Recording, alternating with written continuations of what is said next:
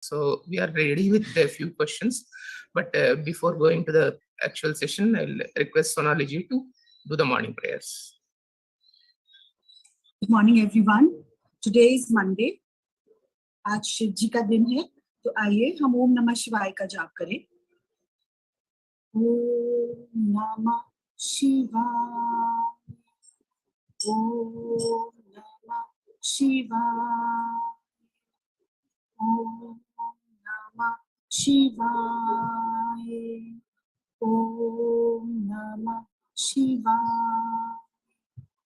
ओम नमः शिवाय, ओम नमः शिवाय, ओम नमः शिवाय. Have a lovely day, everybody. Thank you, Vansi. Thank you, Sonali ji. Thank you for a beautiful short prayer. So let us go to the topic of today. So there are a few questions we have framed to understand eating disorders more. So let's delve into the topic.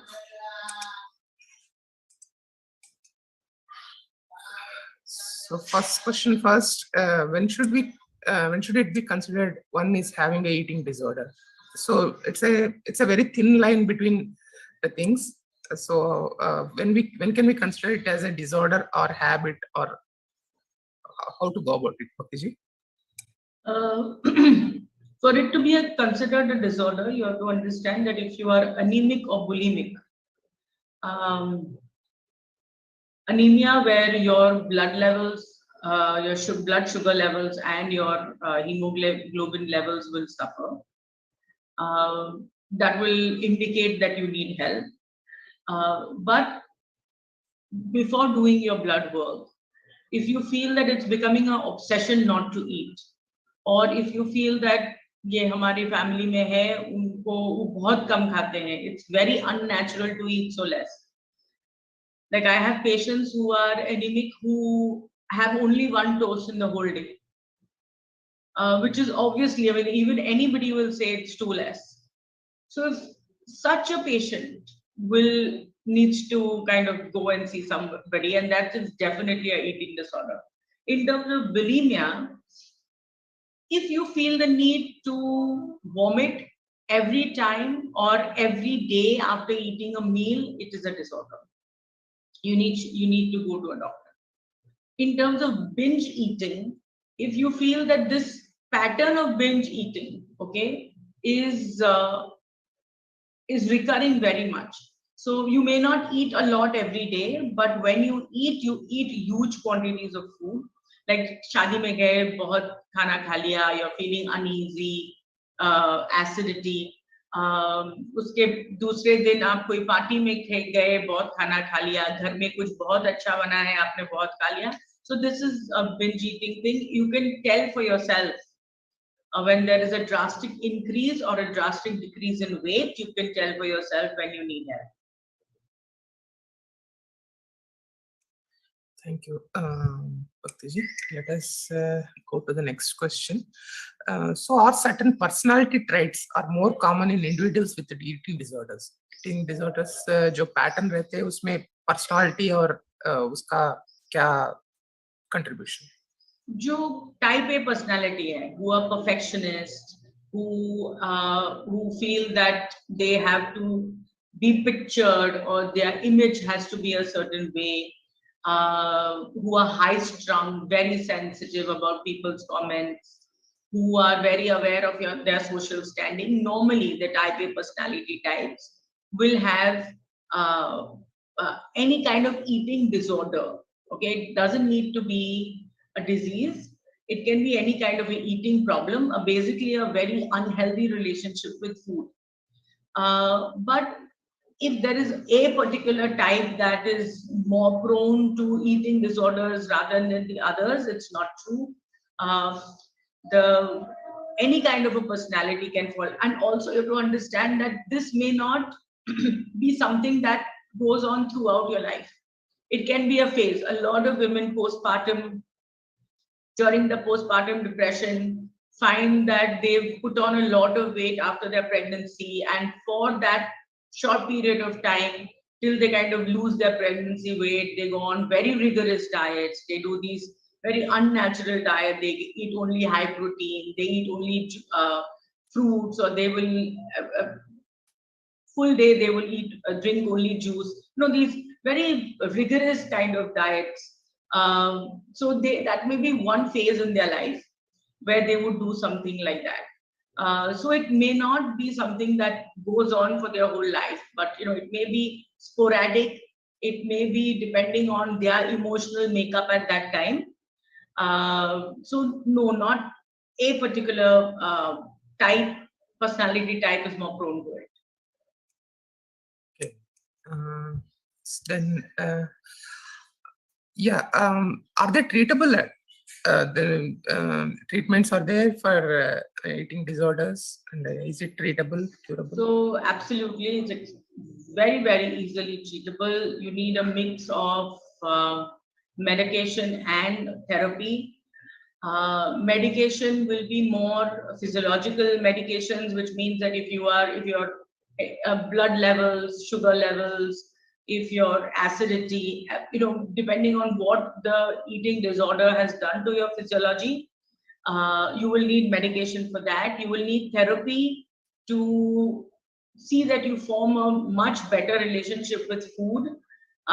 Basically, these are very often stress induced.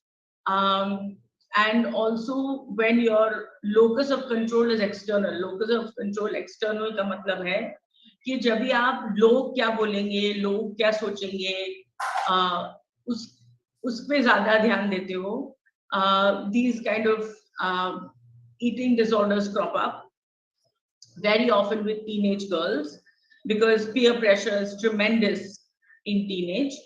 So ये kind of therapy will help you form a much better relationship with your with food.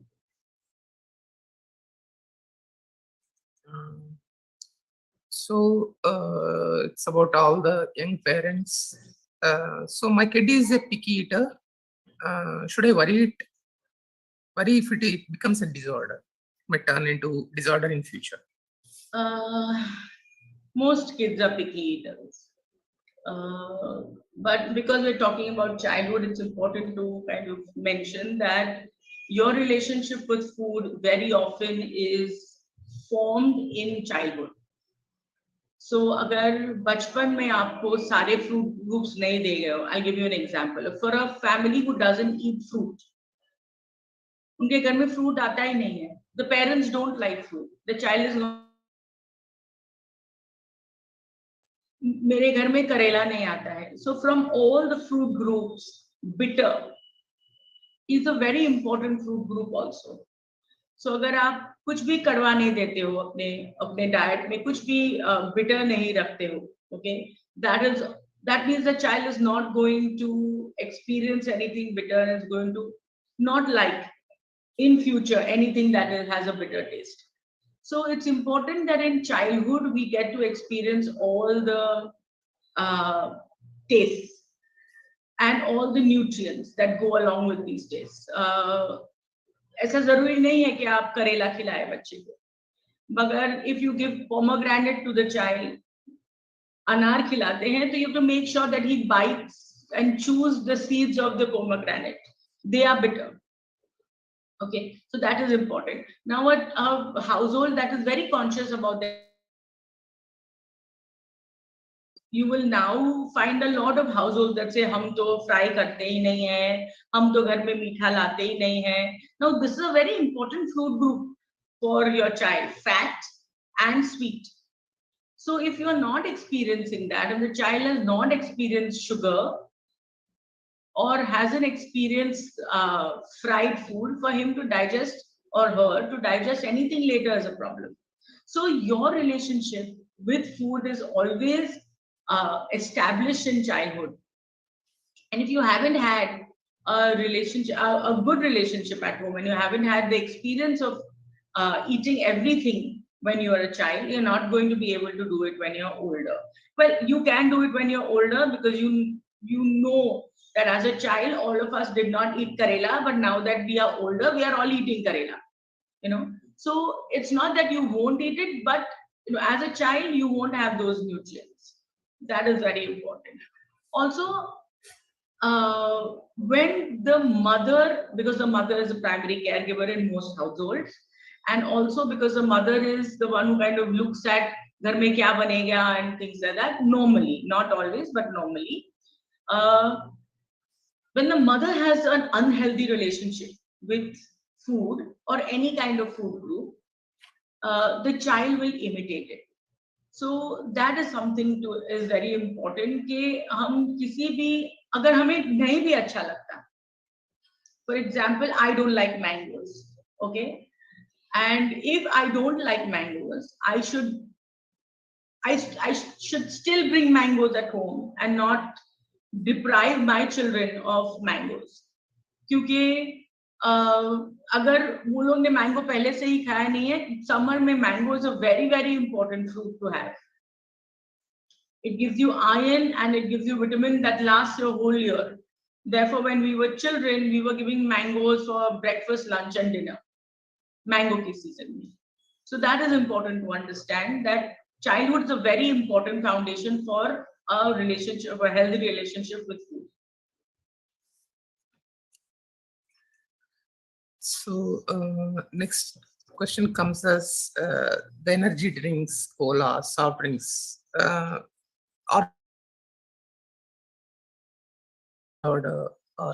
any things to worry that has to make a habit. So directly, it doesn't lead to a eating disorder, okay? But it indirectly could lead to a eating disorder, because then it becomes a circle. You have energy drinks, you have colas, you have soft drinks, you put on weight. You put on weight and therefore you feel that you need to go on these crash diets, and therefore, and then your relationship with food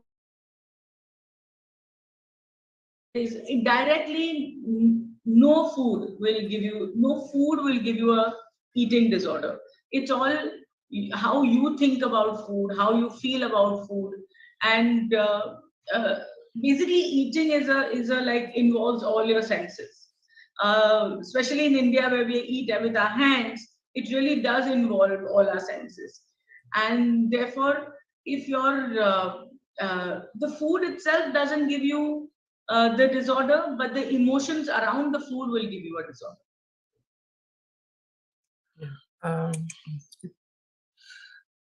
So, how to motivate one to have a healthy food habits? So, in childhood, according to my experience, if you leave the kids alone, okay, and you ask them to choose between an unhealthy or to a healthy food, every time you will notice when they're not well or when their body demands, they will ask for dal chawal, or they will ask for something simple. They will always go for a less complex food than something that is complex. Now, what is a complex food? Like a burger is a complex food. It has fats, okay, it has too much of starch, it has the white bread, it has cheese, it is high protein, and it's a complex food. Within that burger, okay, there's a lot of complexity, as opposed to apna roti sabji dal chawal, less complexity. The children will always gravitate towards food that is less complex. Now, this need for unhealthy fast food is normally not the body's craving. The body's craving was also always for healthy food. And therefore, if you leave the children to choose from the very beginning what they would like to eat, choose the healthier option. We are the ones who say, nahi masale wala kha lo, nahi aaj dal kha lo, aaj ye kha lo, aaj bahar jayenge. The kids are not, going out on their own. So that is something that we have to understand, that naturally, instinctively, we want to eat healthy food. Now, when a child is gotten used to eating unhealthy, or prefers to eat pizza, or prefers to eat burgers, or prefers to eat things that are not necessarily healthy, we can make it healthy for them. We can, let's take the example of the burger before. We can see that the bread is not maida. We can see that it is whole wheat. We can see that instead of a slice of cheese that is processed, we can put a natural cheese, or we can put cottage cheese or paneer, whatever. You can make the patty out of full of vegetables. You can put soy keema and make it very interesting for the child, and child will definitely eat the healthier option as long as it tastes good. Like I have mothers who will make pizza, the sauce of the pizza, they'll put all kinds of vegetables. I feel, and there's nothing wrong in it, but I feel that chupa ke, if you're giving kaddu to the child, if you're giving pumpkin without telling the child that he's eating pumpkin, the child doesn't form a good relationship with that vegetable because he doesn't know that he's eating what he's eating. So I feel it's important to give two options and give both. So you give a small slider and you give some vegetables, and I think the children eat it very well. Now this is for children. When you're older and if you've already developed like a bad eating habits, health is one big motivator for to develop good eating habits. On your own, if you're older, you can make your whatever you are eating much healthier. If you are not able to do that, if you need people to push you to eat healthy, I think you should do something about it. Because as an older person, you have no business to not eat healthy. You don't need anybody's motivation to eat healthy food. So if you need help, if you need somebody to push you to eat healthy, then you need to seek help. So, yeah, disorders genetic? Yes, so very often the eating disorders can be genetic, but they are also learned.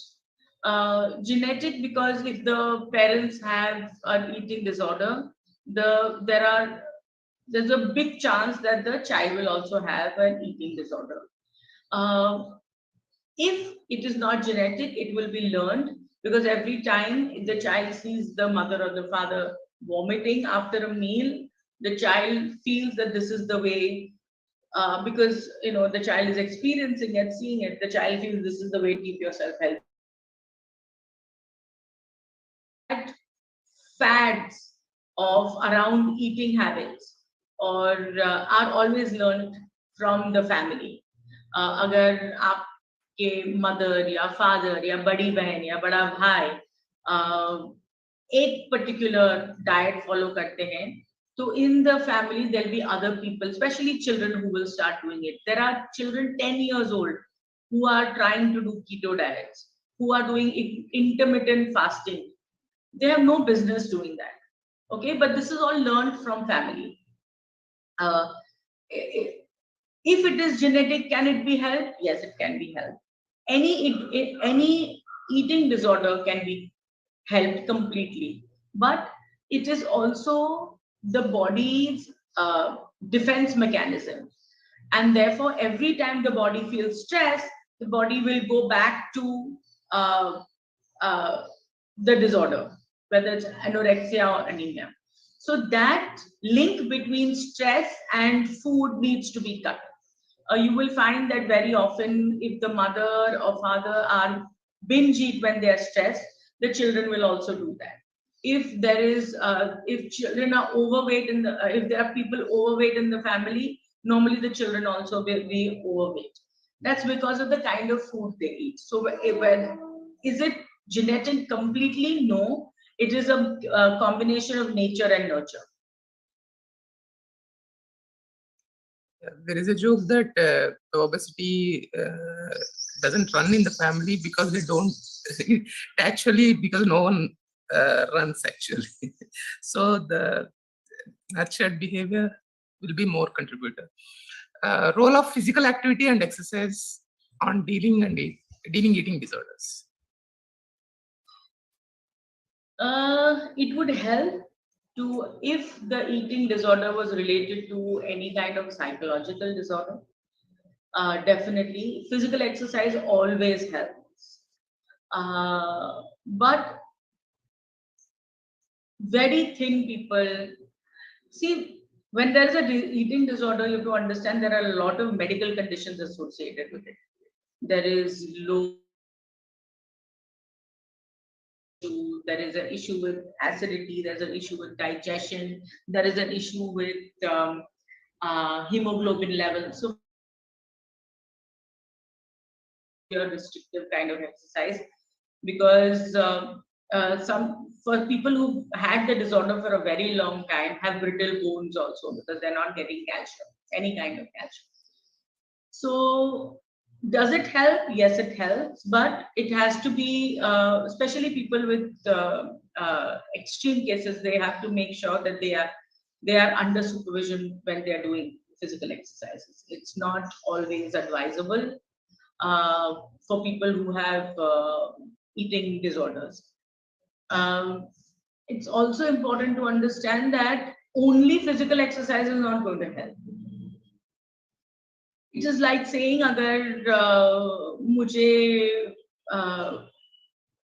पेट में दर्द है तो मैं थोड़ा चल लूंगा और ठीक हो जाएगा. Okay, so that is something that you have to understand, that you are going to have to take some kind of medication, and you're going to medication, again I'm telling you, is only because of your physiological health. And you will need therapy. You will need somebody who can break the link between emotions and food for you. Next is eating habits or eating disorders. How can we identify or differentiate? So, what are eating habits? Eating habits are, I eat only healthy. I don't eat a lot of fried. I watch my weight. I eat a nutritious, balanced diet. Now, these are your eating habits. I eat only junk. These are your eating habits. Now, when is it a disorder? Is when it hampers your health, and when it is hampering your social standing, your social life, your psychological life, your physical life. When people start telling you, when you can't go around your day without thinking of being thin, okay, without thinking of what I will eat, because the people who are binge eaters or who overeat, they are constantly thinking of their next meal. So whether this meal is over, which is a lot of families, right? Where lunch mein wo log dinner ki baat kar lenge, but that is not because they can't think about eating. That is because they want to make sure that they have the prep ready. But when you are constantly thinking about मैं अगला क्या खाऊंगी, मैं किधर जाऊंगी, that is something that is obsession with food and obsession with being thin or being underweight is something that you need to be careful about, and that is eating disorder. These days, many diets have come up. Many people are following different types of diets. So, following certain diets can lead to the disorder. I think this is a very difficult question to kind of answer, because I don't have an understanding of what the benefits of a keto diet or all these are, whether vegetarianism is good or not. I think all depends on how you feel and your mental makeup and your belief system. So whether only Mediterranean diet or only raw food diet or only vegetables or only vegan, whether no sugar, no carb, it all depends on your health. Number one. Number two, अगर आप seasonal fruits खाते हो, अगर आप Indian balance diet खाते हो, I don't think you need to do anything else. If you are able to eat 1 spoonful of ghee in your diet every day, ghar ka ghee, I think you don't need to worry about your joints. If you are eating the adequate amount of carbs and protein and fruits and vegetables in your diet, you don't need to worry about it. These don't lead to a disorder, but these can be the reason. These can be used for the disorder. Like if I have an eating disorder and if I have anemia and if I feel no, I need to lose weight because my self-image, okay, is so uh, hampered by food that I feel no, मैं अगर keto खा लूँगी, सिर्फ keto diet करूँगी तो I will be fine. I will be thin. या मैं सिर्फ intermittent fasting कर लूँगी तो I will be fine. But all these diets are not for everybody, and honestly, I have no understanding of these kind of diets. If you are able to eat a healthy Indian meal, I think you're good. You're able to eat seasonal fruits, seasonal vegetables, I think you'll be fine.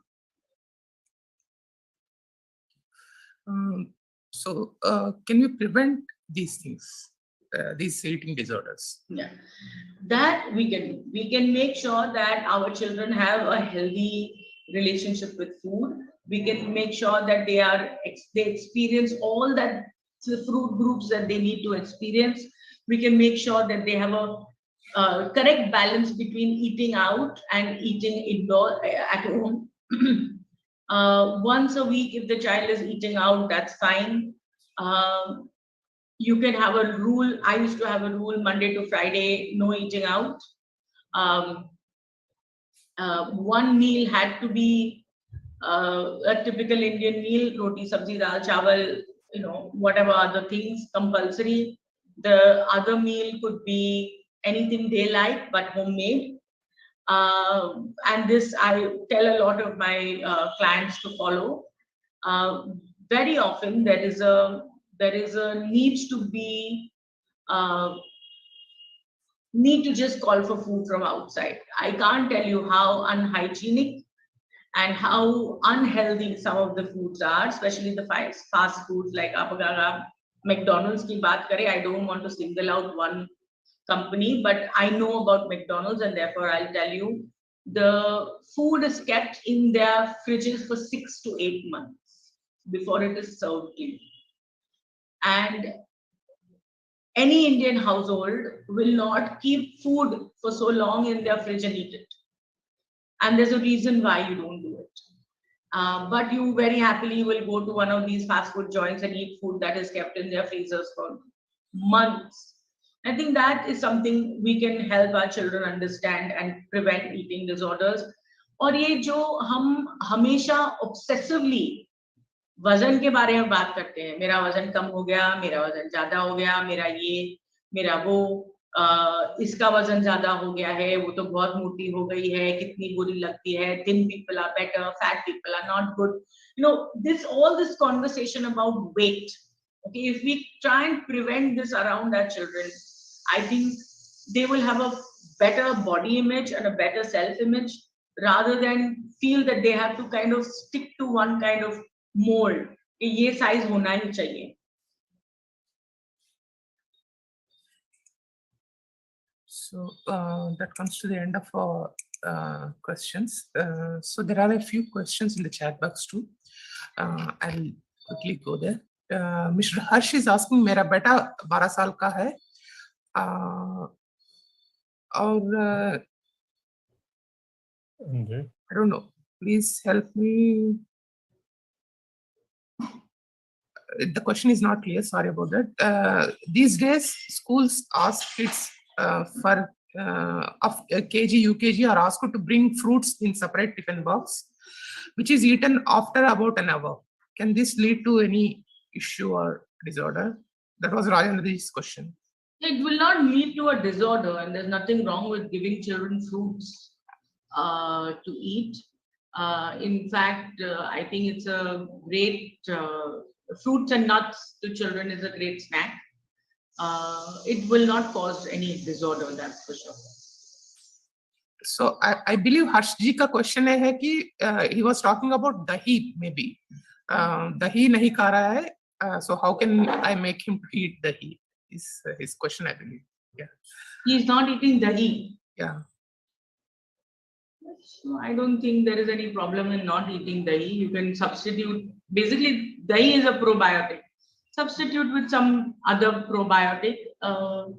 if he is having milk and not having dahi, maybe usko khatta dahi nahi pasand hai. Try and see that, you know, if milk, basically lactose is a problem, then it's a problem.